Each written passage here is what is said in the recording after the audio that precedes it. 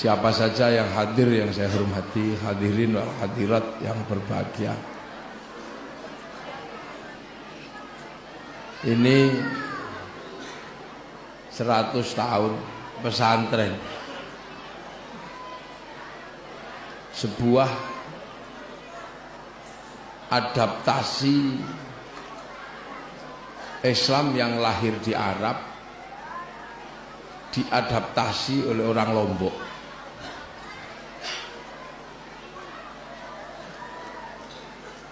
Makanya pesantren itu adaptasi orang Lombok dan menggunakan bahasa Lombok, ya, menggunakan bahasa Nusantara. Makanya sebutannya pondok pesantren, santri. Karena dulu orang belajar itu dikenal dengan nama sahastri, sehingga mestinya tilmidun muridun jadi santri. Pengasuhnya mestinya ya syaikhun ustadzun, sini jadi tuan guru, di Jawa jadi kiai. Makanya kiai ataupun tuan guru bukan bahasa Arab, sehingga kalau kiai ngumpul tidak bisa diarabkan, dijamak menjadi kuyaha juga nggak bisa. Nah, tuan guru itu jamaknya malah nggak ada. Nggak ada. Makanya anak kiai itu ada namanya Gus di tempat saya sana. Itu pun nggak bisa dijamakkan menjadi gawagis, ya, nggak bisa. Ini adalah adaptasi cara beragama orang Nusantara. Nah, inilah potret ahli sunnah wal jamaah. Jadi potret ahli sunnah wal jamaah itu ya seperti ini. Kenapa? Inilah kesadaran orang pengen belajar Islam, tapi berada pada ruang dan waktu yang berbeda dengan Rasulullah. Itu aja.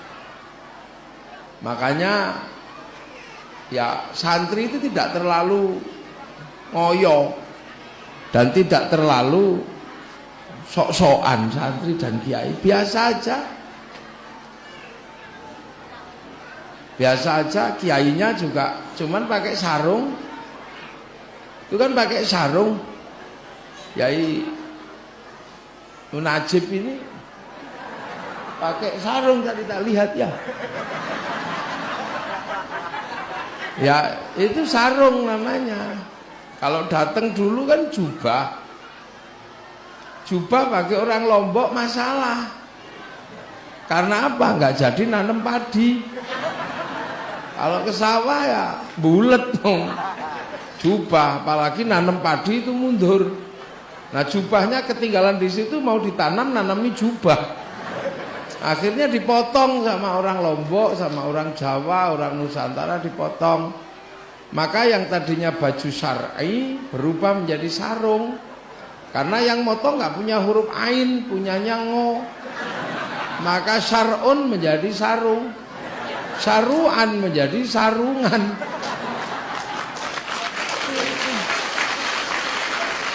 Ini cara orang sini. Akhirnya apa?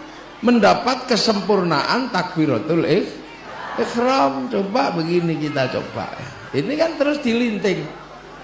Dilinting ini. Nah, aurat laki-laki itu baina surrah warruk, antara pusar sama lutut.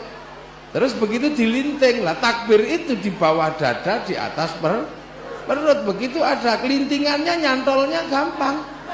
Allahu Akbar, udah nyantol, nggak mungkin jatuh. Makanya kiai tahu kalau takbir nggak mungkin jatuh, maka takbirnya biasa aja. Allahu Akbar, nyantol. Nah yang nggak punya sarung biasanya takut tangannya jatuh, maka dipegangi sampai sini. Allah Akbar.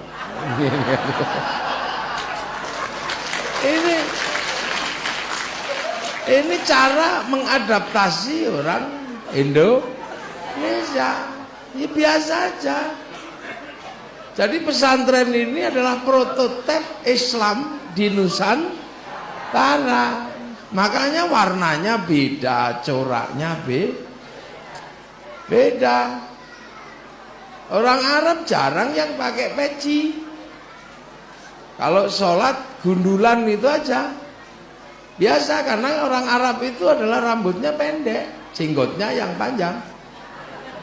Lah sini rata-rata madhabnya Syafi'i. Imam Syafi'i mensyaratkan orang sholat rambutnya tidak boleh menutupi wajah. Maka biar nggak ketutup wajahnya ditarik ke belakang. Nah biar nggak ke depan, maka kemudian ada peci, ada iket, ada apa, blangkon, ya terserah mau pakai apa. Kalau nggak punya apa-apa, katok diwalik juga ada apa-apa. Nah itu makanya orang Indonesia pakai peci, karena tradisinya dulu gondrong. Saya begini. Ini asli, ini Indonesia itu panjang dulu rambutnya.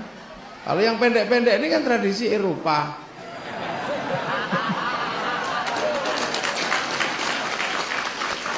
Ya orang Eropa datang ke Nusantara memperkenalkan potong rambut pendek. Kalau aslinya orang Lombok rambutnya panjang-panjang.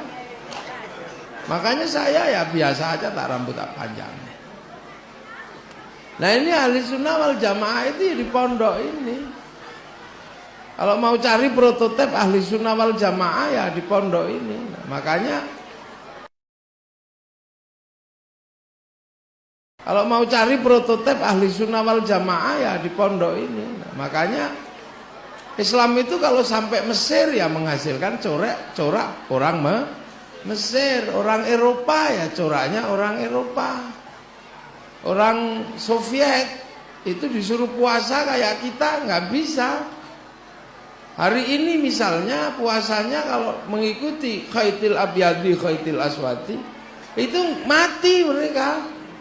Karena 3 bulan siang, 3 bulan malam, nggak ada matahari terbenam, itu nggak ada, sungai melengkung gitu. Wudhu ikut orang sini dengan air mengalir ya nggak bisa. Wong di sana kalau musim dingin airnya membeku jadi es. Makanya muncul istilah ma'isalji, boleh untuk tohara kan beda. Rasulullah orang Arab korbannya unta. Di sini nggak bisa memaksakan diri korban pakai unta. Kalau maksa korban pakai unta ditangkap polisi karena nyuri untanya kebun binatang.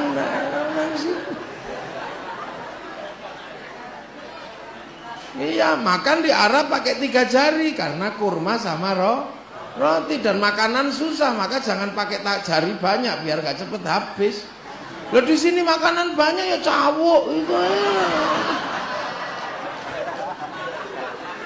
Lah ini sesungguhnya konsep dasar ahli sunnah wal jamaah. Itu untuk siapa sih ahli sunnah wal jamaah?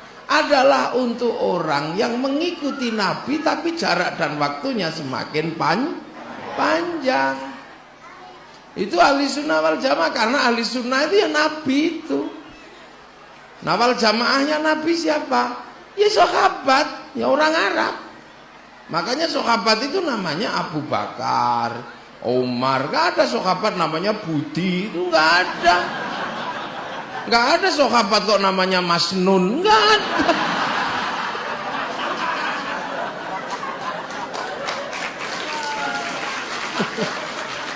Gak ada. Ya gak ada orang sahabat, karena sahabat itu adalah orang yang bisa ketemu langsung sama Rasulullah. Ya orang sana ngaturnya ya gampang. Bang orang ketemu Nabi, sama-sama orang Arab, jubahan sama-sama bisa pakai jubah, makan 3 jari sama-sama bisa, bahasanya sama, ilmu sosiologi antropologinya sama. Maka nggak ribet ngurus sahabat itu, sama orang sana. Maka sunnahnya bisa diikuti, jenggoten semua bisa, rasnya sama-sama semit. Yang ras mongoloid ya nggak bisa sama 12 gitu ya, nggak jadi jenggot, jadi akarnya gigi aja. Loh ini sudah diatur oleh ulama pakai definisi besar namanya ahli sunnah wal jamaah. Nah sahabat ini ditinggal Rasul, harus menyebarkan